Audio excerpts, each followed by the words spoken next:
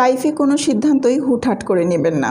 প্রত্যেকটা ঘটনাতে নিজেকে জড়াতে যাবেন না। ফ্যামিলির কোনো বিষয়ে নিজের মাথা ঘামাতে যাবেন না। কারো কোনো ব্যক্তিগত বিষয়ে নাক গলাতে যাবেন না। কেন বলছি এই কথাগুলো?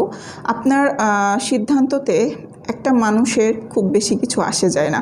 আপনি হয়তো বা মনে করছেন আপনি এই পরিবারের খুব ইম্পর্ট্যান্ট কেউ একজন, কিন্তু না। আপনি দিন শেষে একটা সময় যে বুঝে যাবেন আপনি সবাইকে গুরুত্বপূর্ণ মনে করলেও আপনাকে সবাই গুরুত্বপূর্ণ মনে করে না। সবসময় নিজের দিকে খেয়াল রাখুন।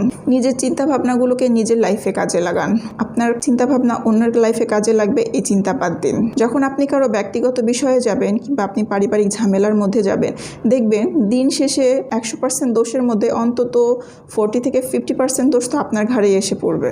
আপনার মনে হতে পারে যে আপনি এখানে না গেলে হবেই না। আসলে আপনার জন্য কোনো কিছুই থেমে নেই এবং কোনো কিছু থেমে থাকবেও না। আমরা ভুলটা কোথায় করি জানেন? আমরা ভুল করি এইখানে, আমরা নিজেদেরকে মনে করি যে আমরা খুব গুরুত্বপূর্ণ। আমরা আসলে গুরুত্বপূর্ণ কেউ না।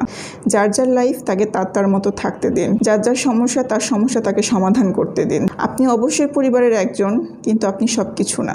অন্যের বিষয়ে কথা না বলে নিজের ব্যাপারে চিন্তা করুন। দেখবেন যে আপনি দিন শেষে ভালো আছেন। অন্যের উপকার করতে যে দোষী হওয়ার থেকে নিজে একা থাকাটা অনেক ভালো। এটা একসময় যে বুঝতে পারবেন।